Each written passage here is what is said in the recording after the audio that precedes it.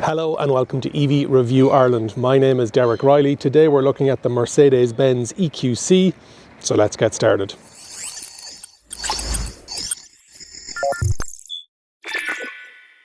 Today's video is sponsored by EasyGo. As well as being Ireland's largest EV charging network, EasyGo supports over 10,000 Irish EV drivers to find and use more than 1,200 charge points active on the EasyGo app. This works across the island of Ireland, north and south. The team at EasyGo also provide home, workplace and public chargers together with fleet management and payment service solutions, ideal for businesses transitioning their fleets to electric vehicle driving.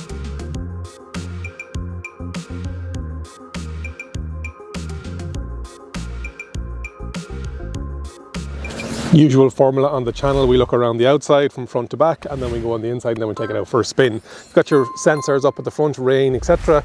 And then huge big bonnet, really wasted space because there's no frunk inside in it. I was at the Irish EV owners meetup yesterday and the people were interested. They're like, surely there's a frunk in the inside of that. Just some plastic cladding and bits of gubbins and stuff like that, but otherwise because this is based on a combustion engine kind of a platform, based on that GLC, it doesn't take the advantage of the having a frunk in the front of it. Moving down, stunning lights and that side-to-side light bar across it. You have the LED matrix lights, beautiful. You have your gloss black grille, and depending on whether you go for the EQC or the EQC with the AMG exterior package will dictate what you have here on the grille. So if it's the AMG package, you'll have 2 stripes. If it's the standard one, it'll be multiple stripes on the gloss black front. And then also at the bottom, the diffuser at the bottom, or sorry, the front spoiler at the bottom will be a different. So you've got the air cushions on the side here. I think it looks great. That bar at nighttime looks phenomenal, and as much as it's not a full blacked off grille, this one looks really well. So let's take a look along the side. You've got that, a lot of companies use this kind of a blue to identify that it's an electric vehicle, and I think it's nice, the eyebrows within in the lights. So these are the AMG, because it's the AMG kit on the outside of it, so you can get 19s, 20s and 21s. There's about 8 or 9 different variations. This one has the AMG, but they're aero wheels, so it's got that second ring on the inside of it. Really nice and looks great. And the fact that they are only 19s, the 21s, there is one 21 model, that's the multi-spoke one, I think looks even better, but I think these look great. You've got your EQC badging on the side, which is obviously just to identify the fact that it is the electrified version. You've got your retractable wing mirrors, you've got this chrome strip down along the bottom, you've got your keyless entry, not that tall of a car actually, based on the Mercedes C-Class or GLC version, and then the charging port is on the other side. We'll have a look at the charging port. Otherwise, with that chrome around the window frames as well, I think it looks well. Number of different colours as well, I think it's like 12 different colours. And the black is the entry level, no cost, and everything else, then there's a charge to it. But let's have a look at the charging port and then around the back. Charging port is AC 11 kilowatts and DC 110 kilowatts. And they've got those nice covers on it as well. Down along the back you have your protruding spoiler, your high level brake light, window washer. You've got those side to side light bar on it as well. You've got your EQC 400, it's 4MATIC, which indicates it's a 4-wheel drive. Electronic tail lift. And then inside 500 litres of space, exact same size in around as the BMW iX. You've got your tonneau cover. You have some hot hooks, you've got the buttons to knock down the seats as well electronically, 12 volt, some storage either side, and then underneath you've got some storage for, it's not huge, but it's not bad. You've got a pop-up crate, you've got the 2 different types of cables, you've got your warning triangle, and so bits and pieces. You've got that nice scuff guard, and it's flat floor all the way through, and button to close.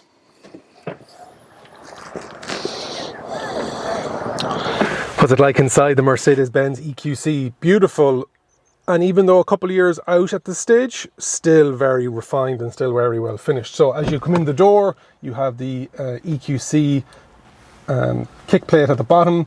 Good big size chunky doors, heated seats front, left and right.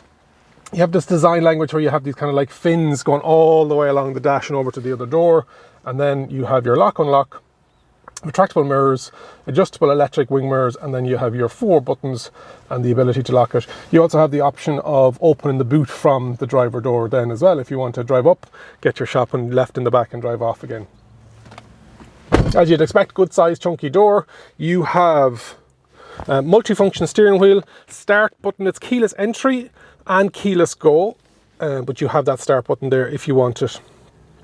On the steering wheel you have, very similar to the EQA that I recently reviewed, you can put that up on the screen and in the description, but you have voice and controls on the left hand side. On the right hand side you've got your cruise control, which is adaptive. You have your regenerative braking, we'll talk about that when we're out driving, and then you have your window wipers and controls on the left, and on the right hand side you have your reverse neutral drive and park.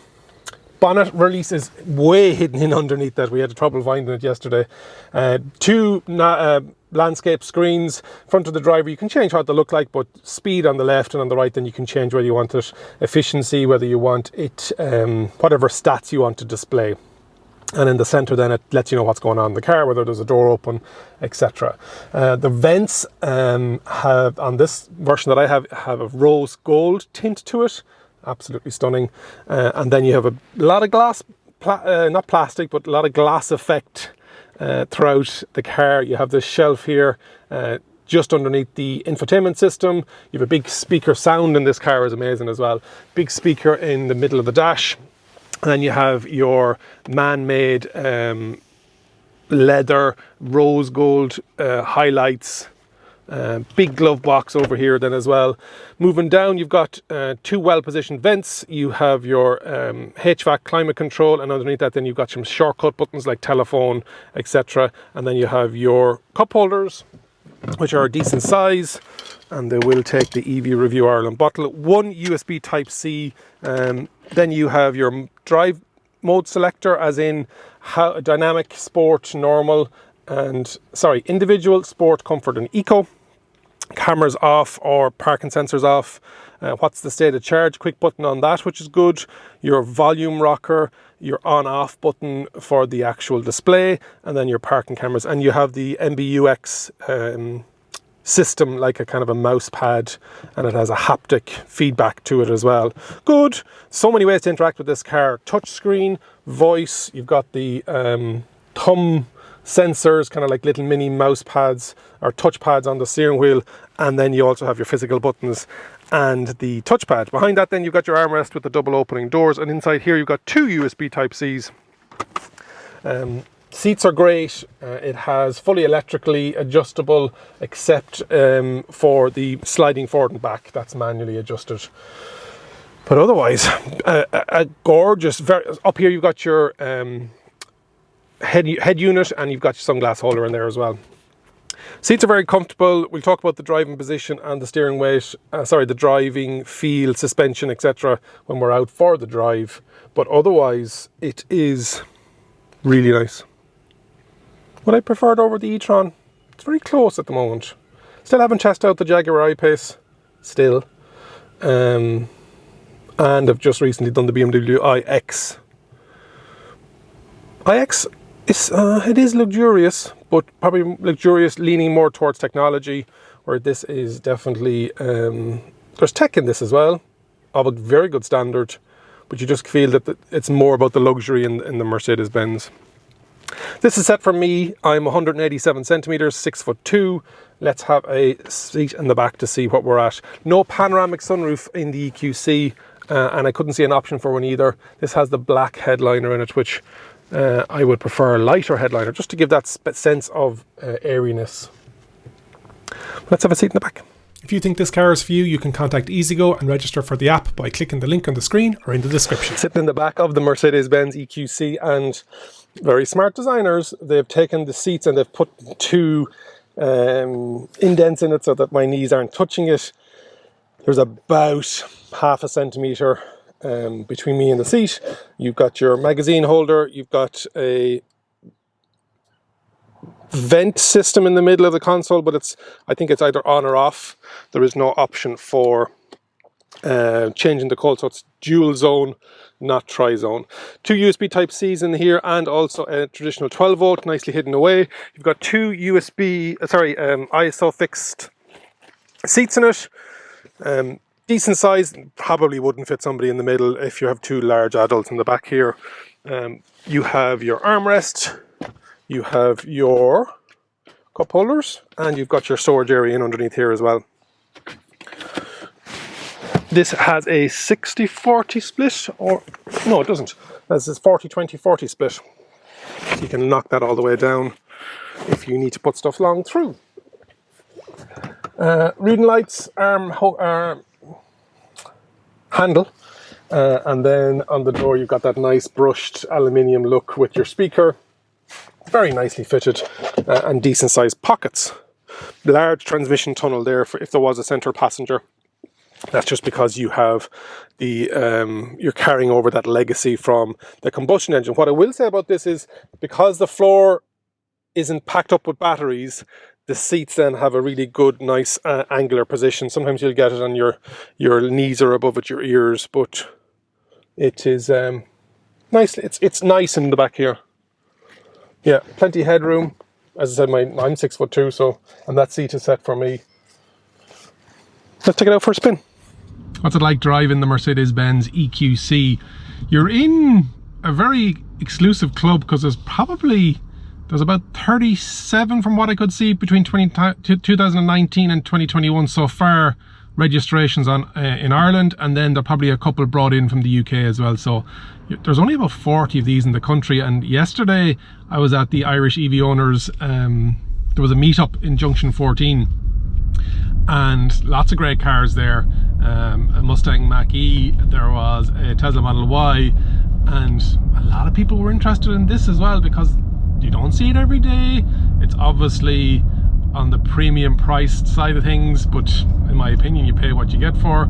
You get what you pay for. You pay what you get for. You pay what you get what you pay for. Prices. Okay, let's get this out the way. So entry level, or if you just wanted to walk in and buy one without any bells and whistles, it's around 84,000 euros. It's all above the 60,000 euro limit for the grants, so there's no grant on this premium level of electric vehicle. This one is the AMG line exterior and the Electric Art interior. So this one is nearly 94,500. So it's a lot of money, but beautiful. I think it looks stunning outside. I think it's well finished inside. It's to that Mercedes-Benz quality and feel. The only thing that lets it down is its efficiency, in my opinion, and that's not just my opinion, everybody's opinion. So I'm getting, and it states it on its website, it says between 22.3 and 25 kilowatt hours per 100 kilometers. And what does that mean? It just means it's a heavy car. It's about 2,500 tons, 2,500 kgs, 2.5 tons.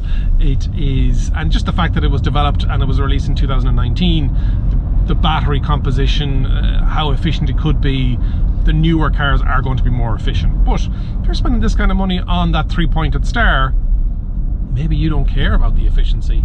It has a WLTP, which is a standardized rating system for all manufacturers to use, of 412. Real world range EV database put it in around about that 370. I was getting around about that 360, 370 range. So if that range does you, and you want the comfort and the luxury, it is super smooth.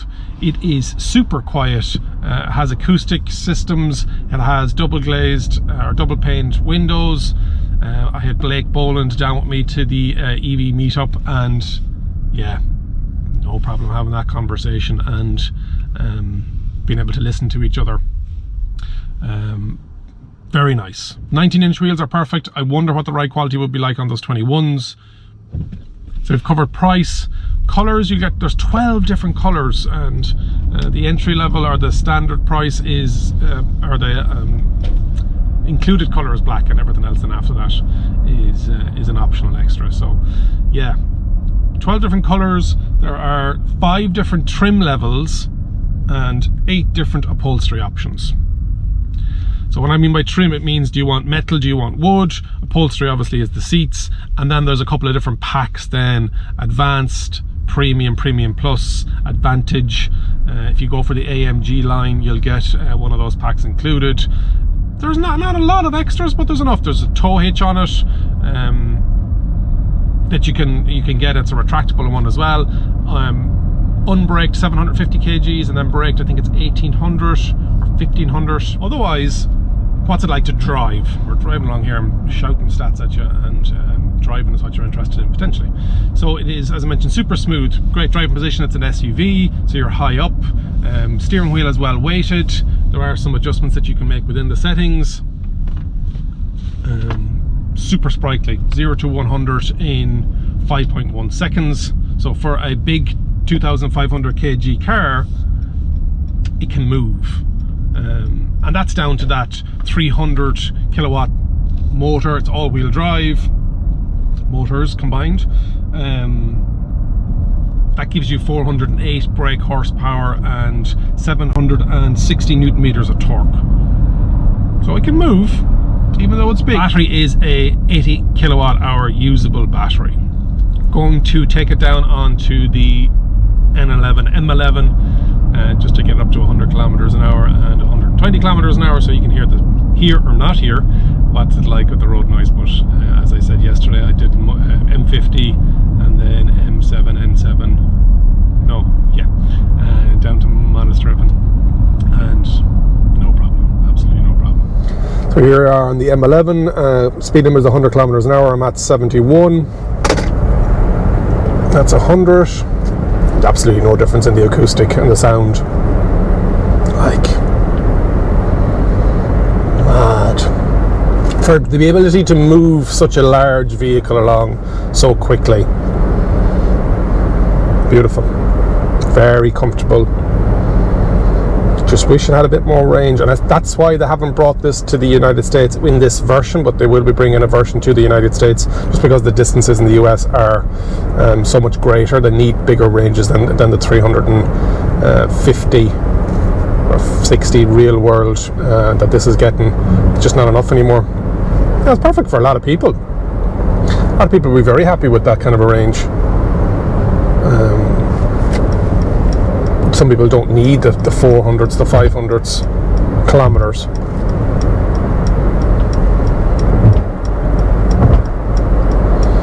Now we're at 100, up to 120. 120 there. Just a reminder that today's video was sponsored by EasyGo, who are now offering a year's free driving when EasyGo installs a charger at your home or business.